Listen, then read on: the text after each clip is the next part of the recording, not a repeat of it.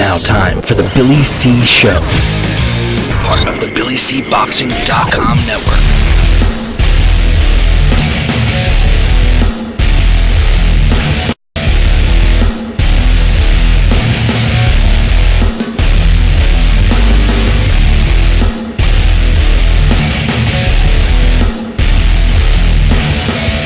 And we're coming to you live from the Billy C. Studios in Lake George, New York. I'm Bill Calogero, and it's time for the Billy C. Show. Good morning, good day, good evening, whenever you're watching, whenever you're listening. I hope you're doing okay today. Today's show is being brought to us in part by Sal's Neighborhood Pizzeria and Italian Restaurant, located on St. Simon's Island in Georgia. Give my man a call, Give my man a call. Too many scotches tonight watching a great fight. Give my man a call, 912-268-2328. That's 912-268-2328. Today's show is also being brought to us in part by, you guessed it, my book, Tom Molyneux, From Bondage to Baddest Man on the Planet, can be available right now where all good books are sold. You can get a copy while you're watching or listening to this very show. Just go to BarnesandNoble.com or Amazon.com, or you can go to our website and click the book itself. And today's show is being brought to us in part by Unico USA. Why? Because that's our 24-hour, 7-day-a-week boxing channel. It's available through Unico USA on all the major streaming devices. Well, listen, the fight just ended. Shawn Porter, Errol Spence Jr., what a fight. All night long I kept hearing about, these fights are like back in the day, and they show Sugar Ray Leonard, Tommy Hearns, Oscar De La Hoya, Tito Trinidad. Okay, two classic fights. Then they sprinkle in Mayweather-Pacquiao. Come on, that wasn't a classic fight. It had meaning, but it wasn't a classic fight. And certainly Keith Thurman and Danny Garcia was not a classic fight. But I got news for you, boys and girls. Shawn Porter against Errol Spence Jr. was a classic fight. What an exciting fight. In case you missed it, the official scores were 116-111 for Spence twice, and Larry Hazard Jr. had it 115-112 for Porter. I scored it 115-112 for Spence. There was a lot of close rounds in the fight. I thought it was a great fight.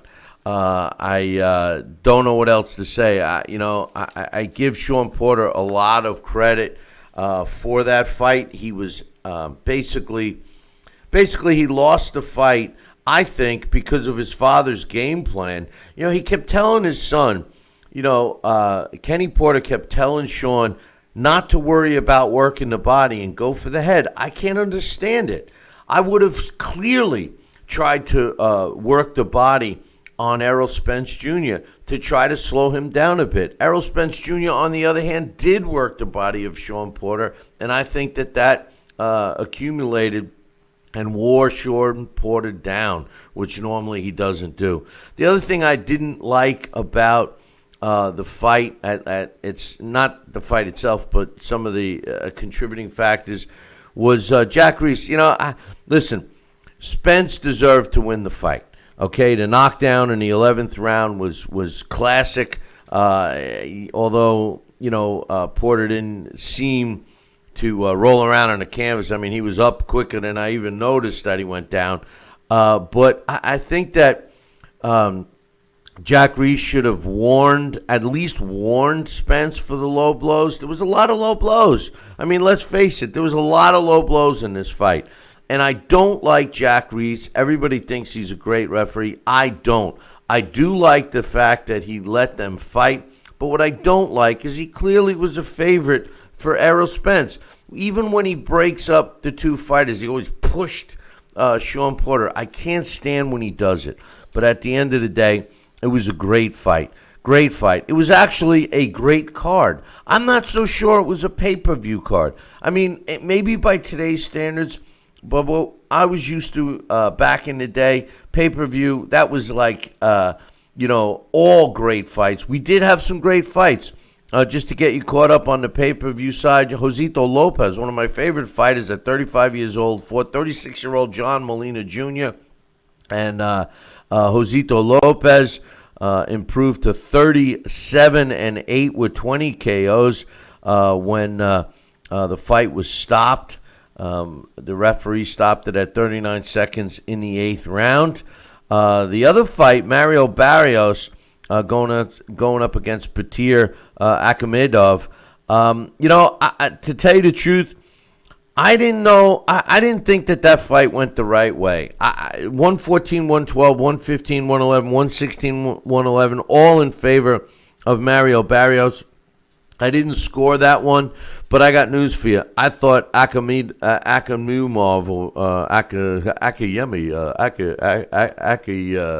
Abhinoble. I thought he won the fight, or at least it was a draw. Mario Barrios got beat up pretty bad. Those scores were not justifiable in my opinion, but nonetheless, Mario Barrios improves to 25-0 with 16 knockouts, and Batir drops for the first fight of his career. He's now 7-1. Anthony Durrell against David Benavidez. It was an anticlimactic fight, but what a gross, vicious cut that was. I do give Anthony Durrell a lot of credit for not quitting. I mean, his eyelid was hanging off. Pretty gross, if you ask me. But David Benavidez, regained the world title. He's now the WBC World Super Middleweight Champion. He improved to 22-0 with 19 knockouts when he stopped Anthony Durrell. The official time was 1 minute and 39 seconds of the 9th round. Durrell's corner stopped the fight, which I thought was a smart move. That eyelid cut was viciously bad. And Benavidez, honestly, I think he could have gotten to Anthony Durrell sooner. He does stand up straight. The announcers were saying how he stood up too straight, and I think he did. You remember something, Anthony Durrell was 34 years old, 22 years old for David Benavidez. But back to Errol Spence and Shawn Porter. What a fight. Errol Spence, he wasn't able to show me, great boxing skill in that fight, but he did show me poise, because that was a rough and tumble fight. I mean, let's face it, boys and girls, that fight was nonstop action from the opening bell right on until the final bell. I do believe that, at least on my scorecard, I do believe that the knockdown really changed the complexion of the fight. Like I said, I scored at 115, 112. That's what I did anyway. But in any event, I thought that for the most part it was a good card. I mean, I really can't complain. I thought that it was entertaining, and it was a fight card that I wish we saw more of, to be honest with you. But in any event, some other things I noticed. It was good to see the sold-out crowd. That was extremely, encouraging to see. We get a sold-out crowd in California for a world title fight like that. The other thing too, did the whole Deontay Wilder thing get you as sick as it did for me? I don't know. But the one thing, I have nothing against that whole broadcast, except that Heidi Andro. I thought she was kind of poor. But anyway, the fight itself was great. And joining me right now, I think, is the one and only Sal Rocky Senecola. Sal, what'd you think of the fight? Billy C., pretty darn good fight, I'll tell you what. It was Errol Spence, good boxer, classic. You can't say enough about him. And then, Shawn Porter, he gives you every punch like it's his first and last. And that's the kind of fighter I love to watch. I mean, it was action. It was action-packed, Sal, and all night long they were comparing the great welterweight fights. They threw in Sugar Ray Leonard. They threw in Oscar De La Hoya against Tito Trinidad. Sugar Ray Leonard against Hearns. They had the gall to put Mayweather and Pacquiao and Keith Thurman Garcia in the mix. But I will tell you, the Spence-Porter fight, in my opinion, Sal, kind of reminded me of those great fights of yesteryear. What's your thoughts on that? Oh, and that was so right on what you just said, Bill. And, where these fighters gave it all up for the thrill of victory. They didn't care. They weren't afraid to keep it in the gas tank, and they just went at it. And they deserved my applause, and they got it. I tell you, unbelievable. Sal, one thing I noticed in the fight that I disagreed with Sean Porter's team and some of the instructions that Kenny Porter, Sean's father and trainer, gave him. He kept saying over and over, and the first couple of times I thought I misheard him, but he said it so many times. He was telling Sean not to work the body and to go for the head. What's your thoughts on that? I think it cost him the fight.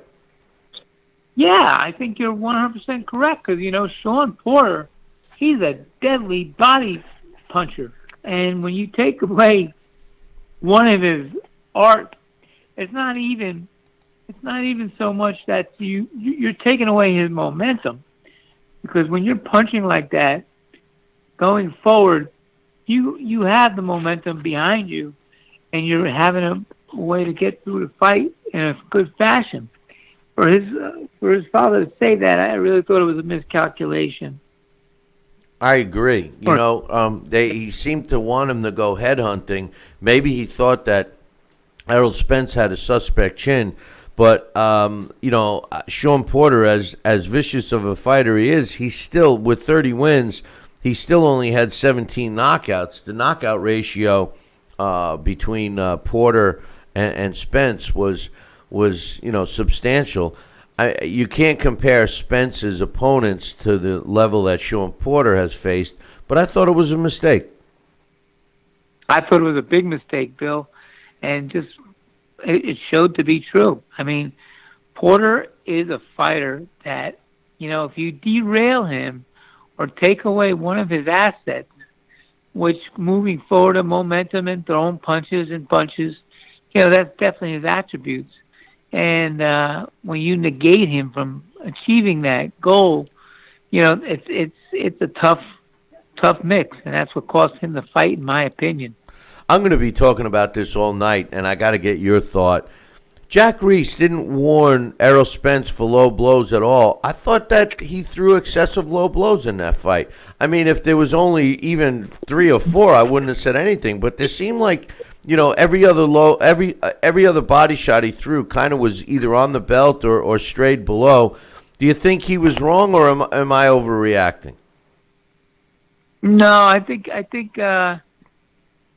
he was pretty true with that. I think, again, like I said, when you have that momentum and you're moving forward, throwing punches and bunches, and maybe they're not all accurate, but that's why, he earns the name Neutron. He just blasts and blasts. I think that he took his own fighter's tool and hurt him with that by negating it. Sal, were you able to watch some of the other fights on the card? I tried, Bill, and I had a little problem with my cable down here, and it was going in and out, and I don't know if it was the internet, whatever it was, but we didn't get a clean program all the way through. Did you get a chance to see the Barrios against Akhmadov fight? No, I did not. It was at that point I said, "Wow, we're gonna have to struggle through this." But did you see Durrell and Benavidez? What were your thoughts on that one? Yeah, that was a good fight. That was a solid fight. That cut was vicious, huh? Reminded me of mine with 63 stitches, I tell you, his eyelid was, it was like the eyelid was separated. It was pretty bad. I give Anthony Durrell credit for even fighting as long as he did. Yeah. Sal, but before I let you go, what do you think is next for Errol Spence? I mean, should he try to fight a Manny Pacquiao? Should he, he was talking that he wanted to fight all the best welterweights out there and then move up in weight. Do you think he's going to be true to that? Do you think he's going to look for these big fights, or you think he's going to take a lesser opponent in his next time out?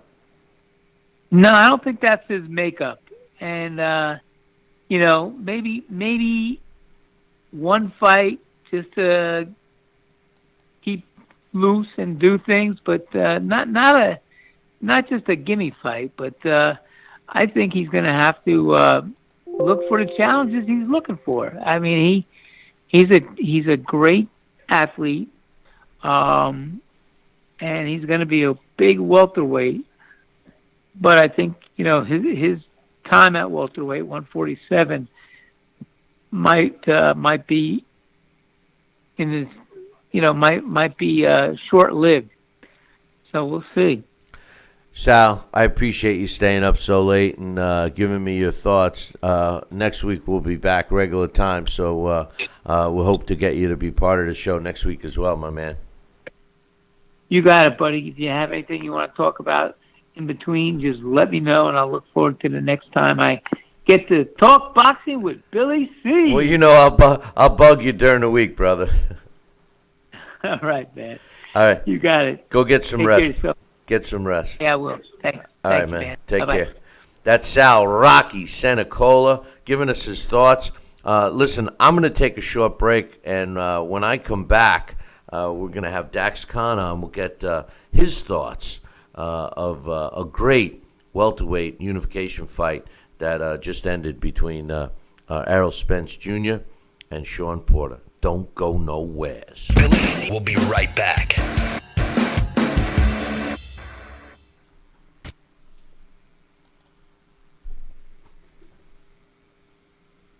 Broken air conditioning, $4,400. Failing refrigerator, $2,500. Don't let outrageous repair and replacement bills like these bust your budget. Get the First American Home Warranty Plan. And when a covered appliance or system breaks, we'll repair it or replace it for you. We had a high-end dishwasher go kaput.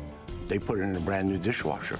We have plans that cover air conditioning, most appliances, plus heating, plumbing, electrical systems, and much more. Plans start as low as $25 a month. Why let a major appliance or system breakdown bust your budget or go through the hassle of finding trustworthy service people? Last year alone, we saved our customers over $120 million. Don't wait until something breaks and you're stuck with a huge bill. You save a lot of money. It's absolutely worth it. If you don't have First American Warranty, get it. Call 1-800-946-6234 for your free no-obligation quote. Need relief from backaches and stiffness in your hips? Have osteoarthritis in one or both knees? If you have osteoarthritis in one or both knees, are you on Medicare, Obamacare, or other health insurance? If you answered yes, you may be eligible for a prescription strength solution for osteoarthritis of the knees, covered by Medicare at little to absolutely no cost to you. We also offer a prescription strength topical pain relief ointment that can be used for pain experienced on other areas of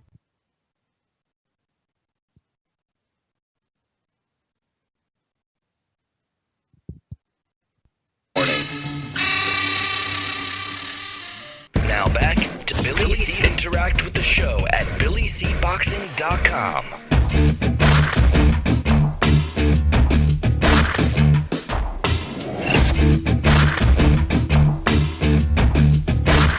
And we're back. You're watching and listening to the Billy C. Show. We just got done watching the great unification welterweight fight between Errol Spence Jr. and Shawn Porter. And joining us now, and just so he knows, we do have the camera working now, is my man Dax Khan. What's up, Dax? Happy Sunday.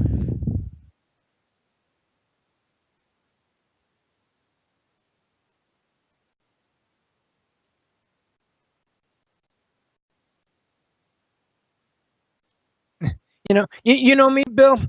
I don't drink at all, even on special occasions. But I just feel like, one of them old uncles who've had too much to drink and just have to say it out loud and they don't care whose feelings they freaking hurt.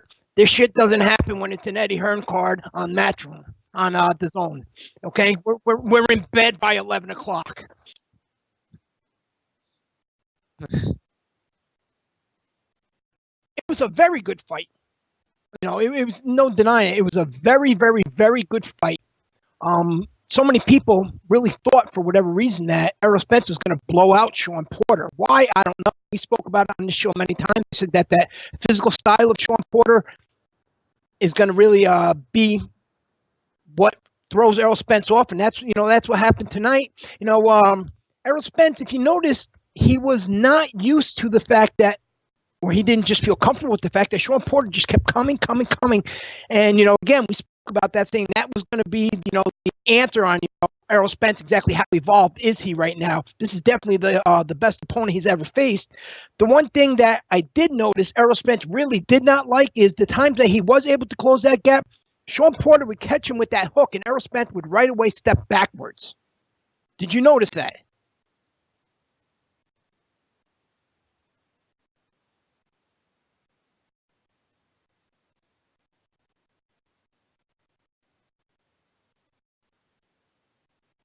The fact that his father was telling him not to work the body. I found that awfully strange.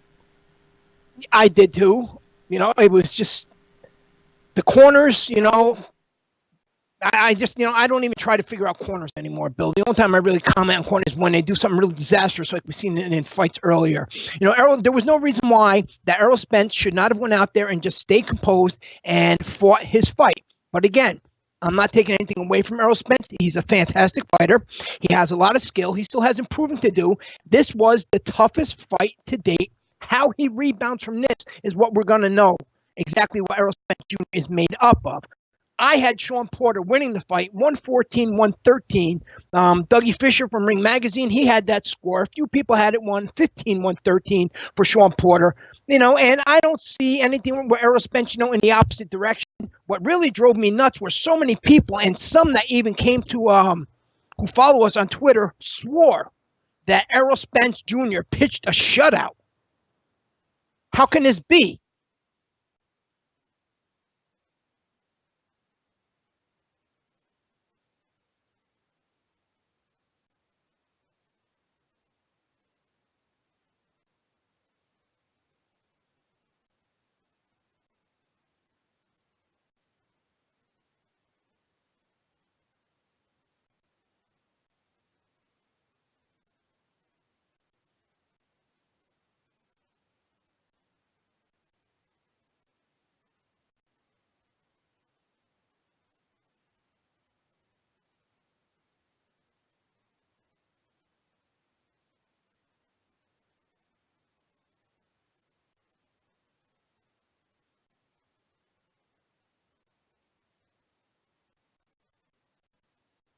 Right shots, in my opinion, anyway.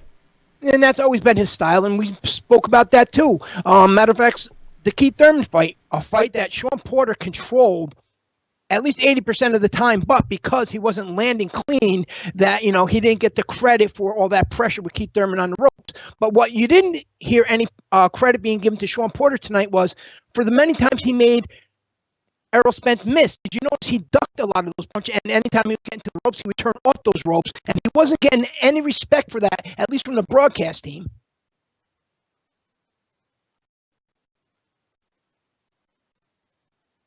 And I wanted to ask you your thoughts about this.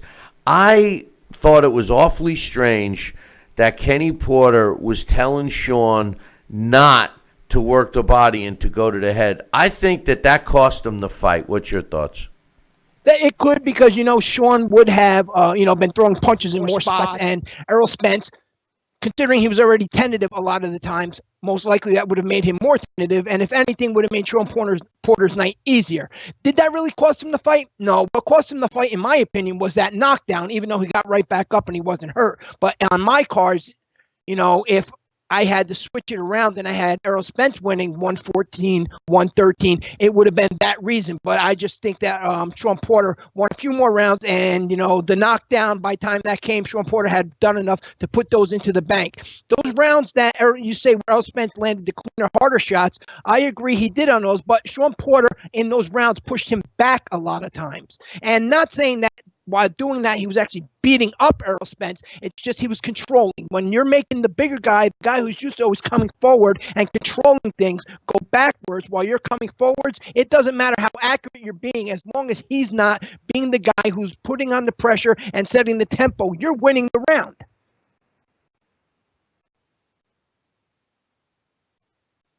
Good card.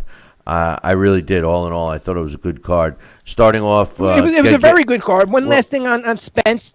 This is only going to make him better in the future because, he had to go for the first time in his career 12 hard rounds. Not just 12 rounds, but hard rounds. It's a learning experience. So this isn't taking anything away from Errol Spence. Errol Spence is going to be better. I just think Sean Porter's stock has risen. I don't think that we should have to see Errol Spence against Danny Garcia, which is the rumor. So, let's see what happens from here. But we should appreciate the fight we had tonight. Speaking of appreciating fights, what was your thoughts, Josito Lopez against John Molina Jr.? Typical Josito Lopez, loved the guy. He wins the fight. The referee stopped the fight 39 seconds in the 8th round. You could have made an argument that the fight could have been stopped sooner. That Molina was taking some shots, but he is a warrior.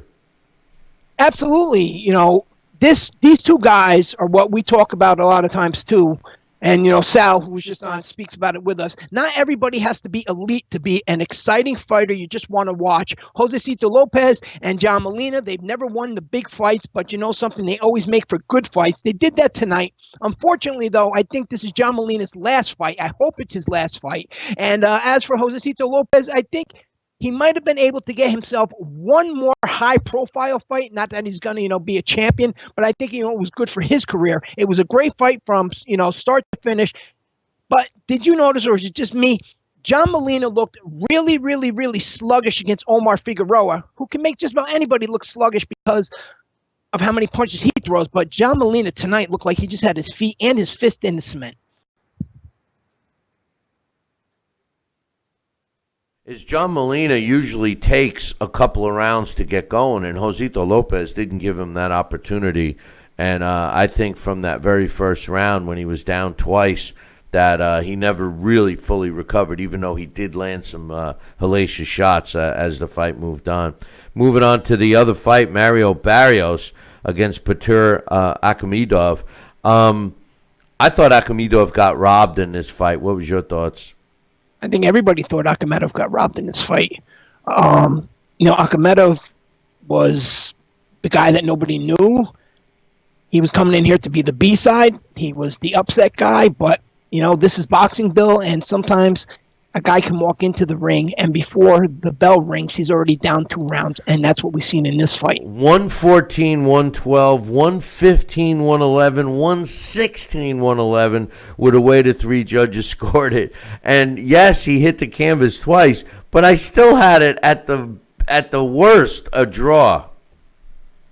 And that's everybody. I spoke to a few trainers and stuff tonight online, and that's what they said. They said, at worst it could be a draw, but, pretty much anybody with any common sense had Akhmedov winning the fight. But, this is boxing, and depending on what type of night the judges are having, Bill, can also, so far too often we see that affect what type of night the fighters are having in the ring. Akhmedov had a very good night tonight, but the judges didn't, so Barrios walked out with a better night and a belt. Yeah, sometimes it makes it obvious that they're going with the promoter. Now, for a fight that I know that we both had some interest in, Anthony Durrell against David Benavidez. Benavidez wins the fight when they stopped it due to that cut, pretty much. I mean, he was taking some shots. That was a vicious cut. What was your thoughts of the fight? I've been, I've been high on Benavidez for quite a while up until the cocaine incident, and I've never been really high on either Durrell brother. Anthony's always been, the one I like a little more, but he really proved tonight that, he has heart. He's willing to fight, whatever he has to get a win. We've seen that in the Saki Albika fights, actually. So, unfortunately, for him, that cut kind of, derailed him tonight because I think he was going to retain his title. David Benavidez, not living up to his potential. He still hasn't shown how to he still doesn't know how to cut the ring off, something we've seen in the Ronald Gabriel fight. I also think he lost that first fight. David Benavidez, he didn't really pressure like we're used to seeing him. He gets hit too easy. I don't think his chin is granite. I think he's young, and I just think he thinks it's granite. So David Benavidez, I like him. He can be exciting. He does have a future in the sport, but he's going to have to change a little bit. Other than that, Bill, I thought, that fight actually lived beyond expectations, and I credit Anthony Durrell for that because I didn't think Anthony Durrell really had it in him to go out there and, shine on the stage. But he did, and the cut is what derailed him.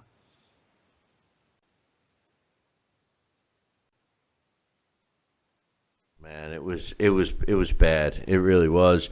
And I'm with you. I give him a lot of credit as far as David Benavidez goes. I agreed with Lennox Lewis. I think he stands up too straight, and he seemed awkward in there throwing punches. His footwork, he doesn't seem to have any. He leaves his chin exposed. He's young, but I don't see any improvement with him. I think he got Durrell in trouble, and Durrell had to go to survival mode. And I'm not so sure. I think he would have lost the fight, but he certainly wouldn't have had an easy way of it the way he did with that with the eyelid bouncing around. And yeah, of course, that's going to give any fighter the advantage. But not to sound too harsh on Benavidez, he doesn't really have a big amateur background. I think he only has about 15 or 16 fights. So a lot of the stuff that we see are just amateurish mistakes, almost novice level mistakes with the standing up and not being able to cut the ring off, not being able to work behind the jab and so on. So, where his future is, I don't know. If the PBC keeps all their stuff in-house, we can most likely expect David Benavidez to face Caleb Plant for a unification fight. Right now, I don't think Callum Smith is over across the other side of the pond worried at all about any of these guys over here. One thing, just to jump off of topic of the fights tonight, and the only reason why I ask you is because you were ringside for his last fight, but it was announced earlier this week that Carlos Takam joined Top Rank as a co-promoter. Rumor has it he might end up fighting Tyson Fury at some point, but what a typical star boxing move. Why would these fighters do that? I mean, with fighters like Demetrius Andrade and Chris Algieri, etc., who kind of followed the same path with star boxing, they end up, being in a deal where there's multiple promoters in their pocket. Carlos Takam couldn't have done this without star boxing. I mean, what's your thoughts on that? The funny thing is that Carlos Takam just signed with Star Boxing a week before that card. I know. That's my Catskills. That's my point. Fast. I mean, it usually doesn't happen that quickly. That's my point. Star Boxing is, aside from the bad deals that you mentioned, they're really good for guys on their way up. If you're not signing a long-term contract, so a guy like a Chris Algieri, let's say, or Demetrius Andrade, once they are able to bring themselves to that next level, they can say goodbye to that promoter instead of being tied down. Both those guys suffered from that. Carlos Takam, they're a good promoter for a guy like that because he's at the tail end of his career, and most likely he's not going to get these big fights against a Tyson Fury or Deontay Wilder or Anthony Joshua or Andy Ruiz or so on. So these guys are able to keep them busy, keep them making some money, and keep them winning fights. So this doesn't surprise me at all. What would surprise me is to find out that Star Boxing still doesn't own a piece of his contract. Boxing will end up, owning a piece of this guy's contract forever. That's just the nature of the way they sign it. One of the funniest things I ever heard with that is when Chris Algieri got the Manny Pacquiao fight, and he was trying to hold out for more and maximize his purse. He knew his career wasn't going to be that long, and so they're teetering on that $1 million. And Joe DeGuardia comes out on social media, comes out publicly saying, well, Chris Algieri's going to blow it. He doesn't know what he's doing. He needs to just take that $1 million. And I'm sitting there thinking, as he's saying that, no, Joe, you're just afraid that he's going to blow that fight and you're not going to make your 78%. Exactly. Dax, back to the big fight tonight. Where does Errol Spence go next? Who's he going to fight? I would like to see Errol Spence fight anybody but Danny Garcia or another PBC fighter. Since he's not the Crawford fight isn't going to happen, how about some new blood? How about some of these young undefeated European fighters, these Eastern European fighters who, as we were talking about with Vesputin before, they come over here and at these 8 or 9 fights, they're sensational fighters. So maybe Alexander Vesputin. They got that other guy, Kava Lukanas. I forget how to pronounce his name. He's a former Olympian too. So this fight's out there for him that the public would like, and he would be able to grow as a fighter, learn a little more than he did tonight. But most likely we're going to see somebody from the BBC, whether or not it's Danny Garcia, whether or not it's the guy that cleans the bathrooms. It's going to be a PBC recycled opponent. What we want and what's going to happen. I'm just being realistic. What we want and what's going to happen. What's your thoughts on Manny Pacquiao? He did say that he would fight Pacquiao. I mean, not that I feel that Pacquiao should fight this guy, but do you think that there's going to be pressure to fight him? Of course there's going to be pressure to fight him because Manny Pacquiao, even at 40 years old, he's Manny Pacquiao. The legend's name is on your resume. But Manny Pacquiao, on the other hand, too, because he's 40 years old and because we've seen him get hit quite often in the Thurman fight, even though he won, Manny Pacquiao seems like an easy pickings, and most likely he would be an easy pickings, especially with the size differential, not only the age differential. So I really I don't applaud that. I would expected him to have come out and called out somebody who was in their prime, somebody who would have given him a challenge, somebody that he may have just heard in the wind say, you know what, Errol Spence won't beat whoever it is, and called that person out. Or at minimum, even though he knew it wasn't going to happen, mention Terrence Crawford's name. What about Shawn Porter? Where does he go next? Shawn Porter, his stock has risen. I think he's going to be in high demand, and I don't care who Shawn Porter fights. I'd like to see him and Danny Garcia would be their rematch would be a good fight, or even the Ugas rematch. I don't know. Shawn Porter's always going to be in that mix. But whatever he does right now from here on out, fans are going to love it. Remember, tonight, he was the B-side, more or less, and they were screaming his name in the middle of the fight. I know. I noticed that, and I loved it. But, Dax, appreciate you staying awake and giving us your thoughts, and we'll look forward to you next week, brother. All right, now it's time for me to start my paper out. That's I know. My alarm's going to go off. I'm going to have to wake up soon. So, all right, brother, take it easy. That's Dax Khan giving us his thoughts. And, he's right about, the fan base and how they switch. And they were cheering, Porter's name during the fight. But nonetheless, it was an excellent fight. And I was glad that we got to see it, especially how it turned out. So, in case you're wondering what happened with the fight, we did have a excellent fight to go by anyway. And I have Alex on the line right now, Alex Papali, and I'll get your camera shot set here in a second. But what was your thoughts on the fight, my man? I really enjoyed it. I thought it was a really good night. I went to the movie theater, and I got to say that I think that's for me that's a better way to enjoy the fight. It's like an experience, It was fun, and the fight was really good. The whole card I thought was decent. I think everybody. It was like, talk about a way to ruin a great night, announcing the Danny Garcia fight as the next one. Not only did the what's it called, the live audience seem to groan, but the room where I was literally groaned. Nobody wants to see that fight. That's really disappointing.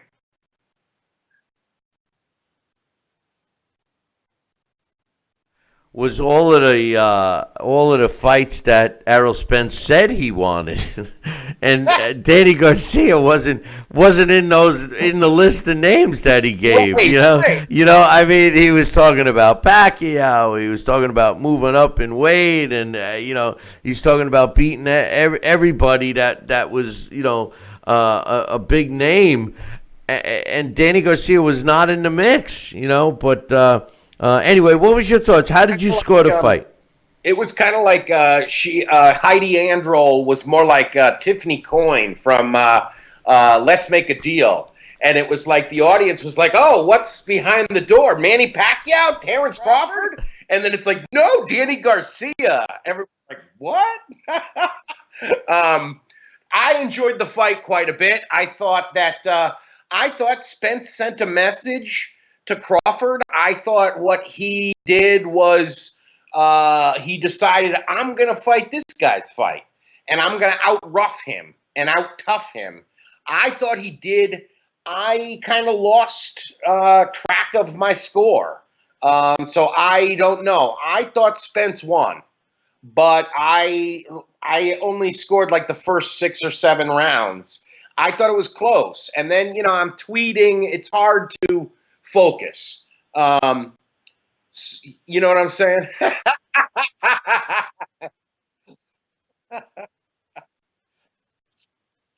It was hard for me to focus too, especially when the ropes broke on the ring. I was like, oh, I better get myself another one. But the thing is that next to me fell asleep for a little while. Oh God, I don't know how you do that. I mean, the card was actually pretty good, and all night long. First of all, Heidi Androl is awful. I mean, what I know she's attractive, not quite as attractive as the other one that was sitting with Danny Garcia and Keith Thurman. And Boom Boom, she was Boom Boom. But that Heidi Androl, she's got to go. She's terrible. But all night long, they were talking about the great historical welterweight unification fights. They mentioned Sugar Ray Leonard against Tommy Hearns. Can't argue with that. Great fight. They mentioned Oscar De La Hoya against Tito Trinidad. Can't argue with that. Great fight. Then they sprinkle in Mayweather and Pacquiao. I'm like, it should have been a great fight, but it was a snooze fest. And then Thurman Garcia. What did they pay to have them get talked to? And then I'm sitting there saying, oh, now Spence and Porter is going to be a dud. And really, Alex, it wasn't. I think that it did live up to some of those great welterweight fights. Yeah, I definitely do. I kind of think that it was kind of interesting because that first fight, Hearns Leonard is amazing. But even De La Hoya Trinidad was a letdown. If you remember, that fight was kind of a letdown. What's it called? This was fun. I thought Sean Porter has, massive guts. And I think he kept trying all night long. And I think we did see moments where Spence does look like the best welterweight in the world. However, I would have liked to see if he got a stoppage, that he did get a stoppage, but he didn't. He came close. Sean Porter, massive credit, because even that final knockdown, and when you saw the replay, my God, did his head spin. But he didn't even go all the way down. He just touched the canvas and went right back up. We saw another amazing recuperative powers earlier in the night when Molina got up from a body shot that I thought would have finished most guys. It was a fun night. I did think the Molina stoppage came too late. I thought that referee, I can't remember now who that referee was, but I thought he was way out of position too when it was very clear that, Molina, or maybe I'm thinking about the other, because the same kind of thing happened with the Durrell fight. The Molina fight was Roy Corona, and he didn't have any limes, so I think that was the issue. But the Durrell fight, he was out of position for that fight. But let's talk about the Durrell fight. That I don't like like Dax. I don't like either one of the Durrell brothers. I think they're bad for the sport. But I got to admit that Anthony Durrell showed a lot of heart. That was a grotesque cut. And the doctor, what I was shocked about the most was that the doctor wanted to stop that fight. And the doctor's going, nope, you got to stop it, you got to stop it. And somehow they overrode the doctor, which I thought was strange. The woman doctor was in the corner saying, no, he can't go on. We got to stop. You got to stop this fight. You got to stop this fight. And they let him go on again for another round. And Benavidez, shifted into second gear and pretty much ended the fight. But a gross cut, and I do give Durrell credit. What was your thoughts on Benavidez's win? I thought that fight was interesting because the first few rounds, the Benavidez was just like lumbering after him, and Durrell looked good, and Durrell was able to outquick him. But the thing about Benavidez is he's big, strong, and young. So you knew if he could withstand those speedy shots, at some point he's going to come on. And that's exactly what happened, and start using his physicality. That cut was gross. I think we've had really nasty cuts, three weekends in a row? But credit to him. And you're right. I thought the doctors were going to stop it. They were in California. The doctors can stop it there. But you're right. They were sort of overruled. The other thing that I thought that it was interesting to hear Joe Goosen in the Molina fight. And Jose Cito Lopez fought a great fight. I don't know, Billy C. To me, that fight, I know you like fishing. To me, that fight looked like a good fishing, a good bout of catching a game fish. Because it was real exciting in the early going. It was amazing that Molina went on, but it was mostly one-sided. A couple of times he struggled a little. On the hook, but by the end, it got kind of sad, and it certainly ended in something ugly. And it was interesting to me because Joe Goosen, when they went to the corner, Joe Goosen's like, oh, they should do the right thing and pull the plug right here. And then they let it continue, and he's like, they stopped it too quickly. Joe, what the hell are you talking about? Yeah, he said he was fighting back. And then when he watched the replay, he goes, I agree with you. I agree with you. Lennox was ready to slap him around. He's going, I agree. That's right. To credit to him that he did when he saw the thing. How about when they showed you Ali and Norton with fooling around running, and Lennox Lewis says, amazing. Yeah, but Lennox Lewis says, Joe, you got a pair of shoes just like those, because he's definitely still stuck in the 70s and early 80s, Joe Goosen. But I tell you, I've never seen that photo. I'm definitely going to do a Google image search for that. I never saw that photo either. I never saw that photo. But anyway, Josito Lopez, I love the guy, and you got to love Molina. But, I started feeling, it's not even funny, but I started feeling for him when they kept going in on the corner, and they're showing him, and his corner man's talking to him, and his mouth is kind of open, and he's like, yeah, okay. Yeah. It was bad. It was terrible. Alex, you shouldn't be laughing. But the truth of the matter is that, the poor guy, I hope he doesn't fight again, really. Well, yeah, and I think we have a danger of that. When a guy hits really hard, we tend to say, oh, let him keep going, because he could change this in one shot. And that's true. But Jose Cito Lopez really fought the right fight. The jab was beautiful. And the other thing about it was, I think they knew each other so well. He knew he'd start slow, so I'm jumping right on him. And he did. He really did.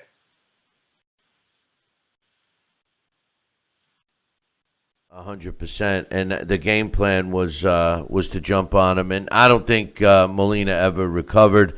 Then there was the Mario Barrios fight against Batur Akhmedov, or however I know I'm killing this poor guy's name. Mario Barrios is a fighter that I've liked and followed. But one of my biggest arguments with him was that he really never was tested early.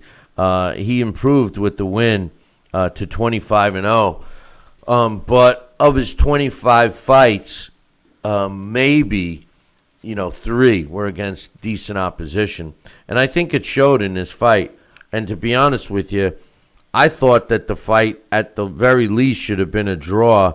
114, 112, 115, 111, 116, 111 with a way to 3 judges scored it. And I couldn't help but think what Max Kellerman always says, which guy would you rather be after the fight? And looking at Mario Barrios, I'm like, man, he looked terrible. He was disfigured. I mean, he just did not look, and he couldn't even enjoy himself with the win. And quite honestly, I caught a look of, thank God I got this nod because I didn't think I was going to win. I absolutely agree, and I think that's the thing about boxing is that sometimes even when you win, you lose. And I do think that he's going to be hurting tomorrow. I think he was lucky to get the decision.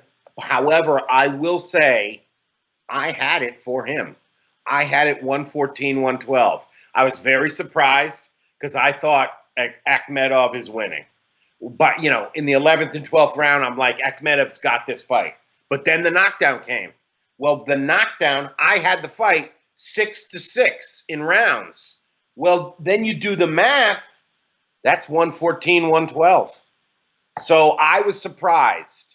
I thought one of the scores was out of whack. And I think you're right. A draw would have been a lot more fair. But it certainly looked, of the two guys, who would you rather be, Max? You'd rather be Akhmedov because, it looked like Barrios' face was broken.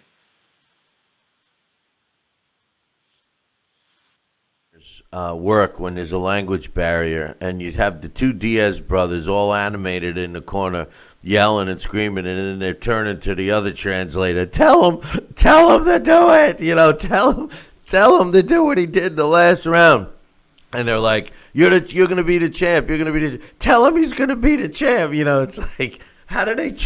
It's got to be so hard. I mean, for everybody, not just the trainers, but for the fighters too, because lost in translation. You're telling them to work the body, and the guy might say, like that commercial, yeah, my such and such language is okay. It's like, but anyway, yeah. That fight was probably the most dramatic. And the fight that, it was that he did show was, the thing that Akhmedov showed was that it was pretty amazing because he didn't turn it on until he got dropped.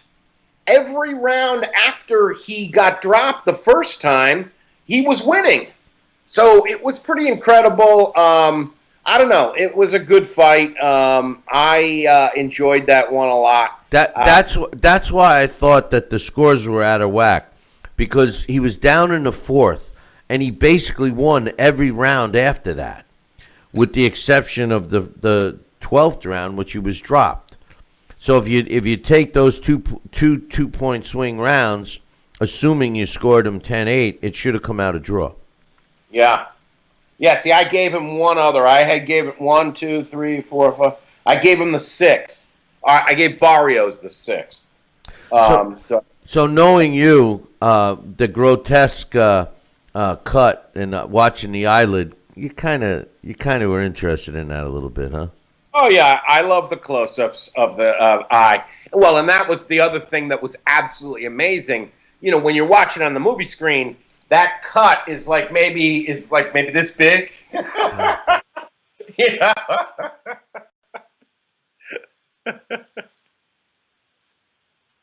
On my screen, it looked terrible. I couldn't imagine what it looked like on a movie screen.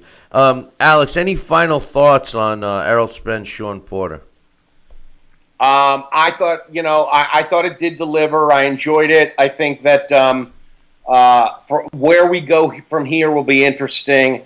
I think Spence did, if you compare his record to Crawford, Spence is a little more fleshed out, I think, at this point than Crawford's is. So I do think that. What do you mean? What do you mean by that?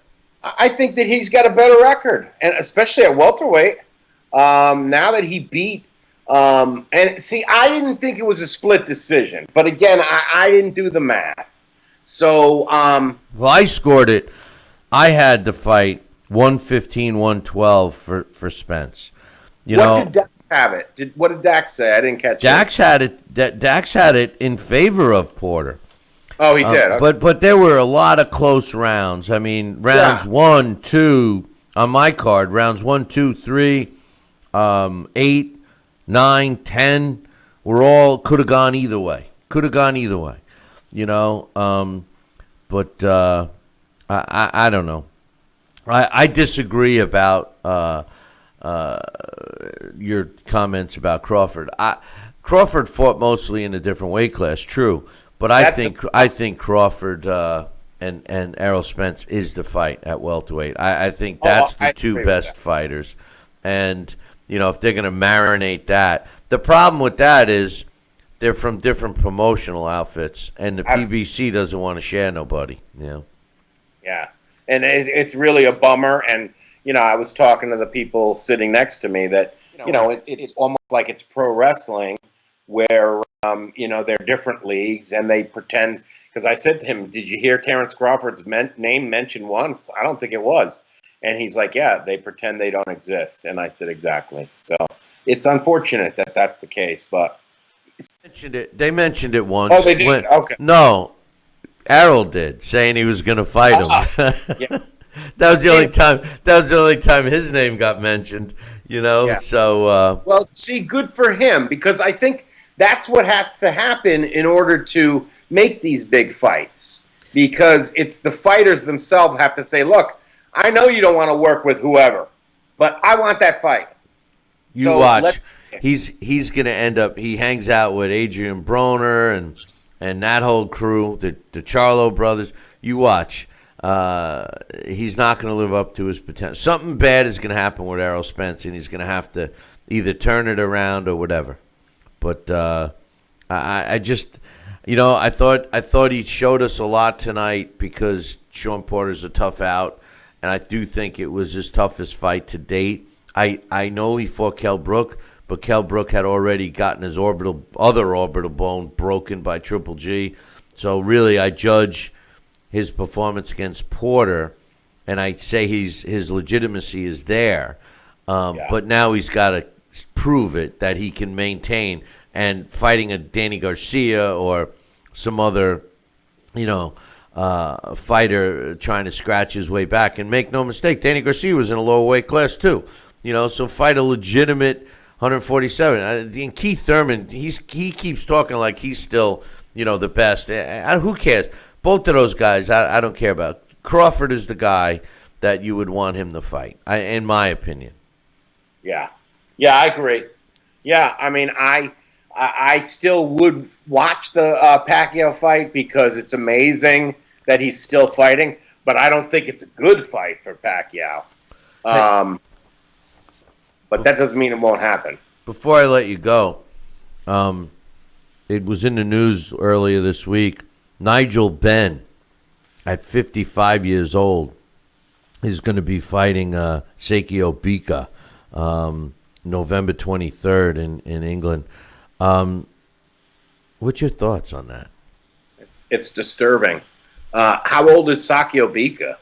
Isn't he? He's got to be over 40. No, he's 40 right now. He might be 41 when they fight. But it's not good. It's sad, and it's one of those things where people say, well, if they pass the medicals, it's his body. I don't know. He says it's not for the money. What's it for? Well, it's sort of like when people say, that didn't hurt. And that, when they get punched, they go, that didn't hurt. And that hurt. So him saying it's not about the money, he needs the money. I mean, He's got nothing to prove, and people are going to remember that, and it's a shame. But Alex, I did that to you last week, too. Alex, I appreciate you staying up late and making the trip, and we'll be making a trip soon. We'll be talking about that soon. I was waiting for your call all day today. Oh, sorry. I'm sorry about that. Yeah. But anyway, listen, my man, we'll talk next week, all right? All right, brother. Take care. All right, that's Alex Papali giving us his thoughts on the big fight. I'm going to take a short break, and when I come back, we're supposed to have Emily Harney on, so don't go nowhere. Billy C will be right back.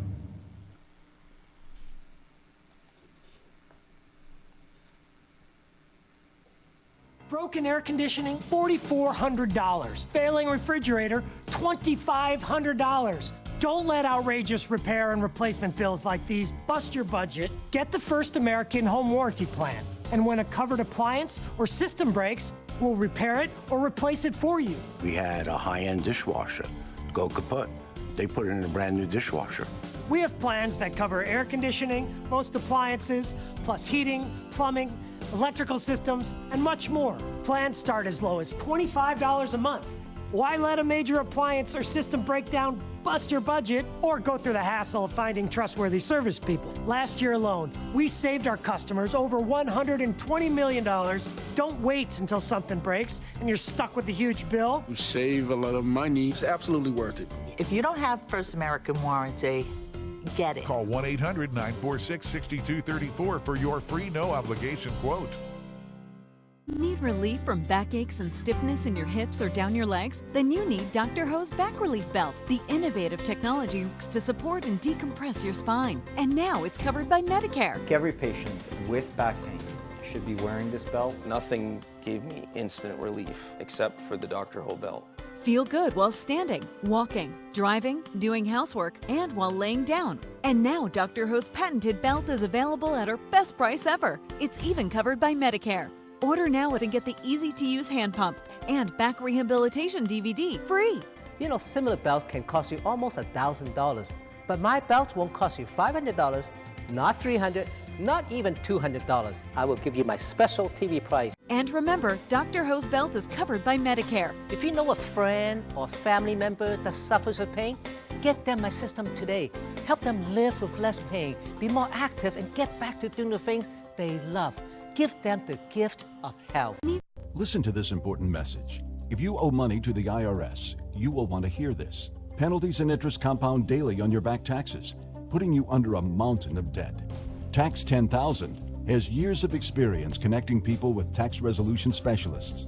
Working through the IRS Fresh Start program, they will handle. Now back to Talkin' Boxing with Billy C., the only radio host man enough to take a punch from Mike Tyson. Wait a minute, man. Hold on there. Jeremy, man, I need you to take this one, all right? Wait, what? No way. I can't do this. Need I remind you I'm Billy C., damn it? Now put on that mustache and get in there. Hey, look at me. I'm Billy C. Crap.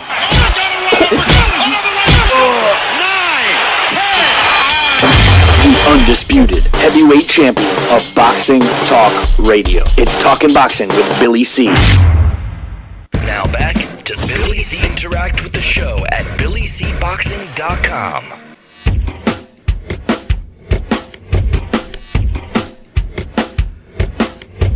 And we're back. You're watching and listening to the Billy C. Show. Glad you could be with us. And I guess Emily is not. She's it's pretty late, and she'll be back next week, I'm sure. And we did have some experiments with the new system with our cameras on our call-in guests, so that worked out well. So if you're just joining us, what the hell are you doing up this late? But we're talking about the fight, Errol Spence Jr. against Shawn Porter for unification in the world welterweight division. Errol Spence improved to 26-0 with 21 knockouts when he won a split decision over Shawn Porter. One judge scored it 115-112 in favor of Porter, while the other two had it 116-111 in favor of Spence. I scored the fight 115-112 in favor of Spence. It was a close fight in terms of rounds. Just so you know, I gave the first round to Porter. I gave the second and third rounds to Spence. And then I gave the fourth and fifth round to Porter. And then back to Spence with the sixth round. I gave Porter the seventh. I gave Spence the eighth. I gave Porter the ninth. I gave Spence the 10th, 11th, and 12th. And there was a knockdown in the 11th round when Shawn Porter got dropped and was up immediately. But like I said to Dax and Alex, in my opinion, there was a lot of close rounds that could have went either way. On my notes, I had round 1, 2, and 3, and rounds 8 and 9. Rounds 8, 9, and 10 all could have been close. Could have gone either way. There's 6 rounds out of 12. Half the fight could have gone either way. I thought Spence fought well. He was fought exciting. This was a great fight. It really was. Spence has the better boxing skill than Shawn Porter. Shawn Porter fights on heart and fought again on heart. Speaking about heart, the co-main event featured a world title fight between Anthony Dirrell and David Benavidez. Benavidez, if you recall, got his title stripped because of he tested positive for drugs. But this night belonged to David Benavidez. He improved to 22-0 with 19 knockouts when he stopped Anthony Dirrell. It was actually a knockout because the referee / Dirrell's corner stopped it at 1 minute and 39 seconds of the 9th round due to a vicious cut. Dirrell's eyelid was flapping around, and he started taking a beating from Benavidez. Dirrell drops to 33 wins, 2 losses, and 1 draw, with 24 of his wins coming by knockout. And the pay-per-view opened up with Josito Lopez against John Molina. I said last week, there's 3 things for sure in life: death, taxes, and when Josito Lopez and John Molina fight, in other separate fights, let alone against each other, it'll be action-packed. I knew that fight would be action-packed, and Josito Lopez, knowing John Molina starts slow, jumped all over him, dropped him not once but twice in the very first round. He was down again in the 7th, and I thought that the doctor should have stopped the fight. She stepped in and said, you got to stop it, you got to stop it, you got to stop it, and they let it go. And then the ref finally stopped that at 39 seconds of the 8th round. Josito Lopez improves to 37 wins, 8 losses, and 20 of his wins coming by knockout. John Molina drops to 30 wins, 9 losses, with 24 of his wins coming by knockout. Hopefully we won't see him in the ring again. He's had a good career. It's time to hang him up. And Mario Barrios and Batur Akhmedov fought for the vacant WBA junior welterweight title. And Mario Barrios came out on top, 114-112, 115-111, 116-111. Would have waited 3 judges scored it. This was a robbery, in my opinion. Batur Akhmedov, and I thought, should have won the fight, if at the worst should have gotten a draw. He was down not once but twice in the fight. But besides those 2 knockdowns and the very first round, I gave every other round to Akhmedov. So, all in all, I thought it was a great card. A pay-per-view worthy, I guess, by today's standards, yeah. A couple of things I wanted to talk about real quickly. Some news. They announced that Deontay Wilder and Luis Ortiz, the rematch on November 23rd, will be a pay-per-view. I don't think that's cool, man. I don't know if that's a pay-per-view fight. I just, Deontay Wilder is a champ. But I don't think this fight's going to be as competitive as the first one. I really don't. But they announced that. Apparently, Showtime, who's was pretty much footing the bill for Wilder, they couldn't agree. It seems like Wilder and PBC were getting a little too greedy, and they decided to do a pay-per-view. Nigel Benn, like I was talking to Alex about it, 55 years old, will be fighting on November 23rd in England against Seikio Bika. Dimitri Bivol will be defending his title against Lenin Castillo on October 12th in Chicago. That'll be on DAZN. And speaking of older fighters, how about Yuri Boy Campus? He's currently sitting on a record of 107 wins, 17 losses with 3 draws and 82 knockouts. He's 48 years old. He wants to fight one more time, and they're trying to get that set up for him. So just some news I wanted to get out there, and I just want to thank you guys for joining us after this fight. I know it was late. We had the delay, plus it started late. But anyway, for all of you, those of you that were smart enough to watch this show after you woke up, you're smarter than I was. But anyway, hey, listen, make sure you tune in next time. Not the same time as this, but our normal time on the normal channel. Until then, I'll leave you with this. Ciao, baby.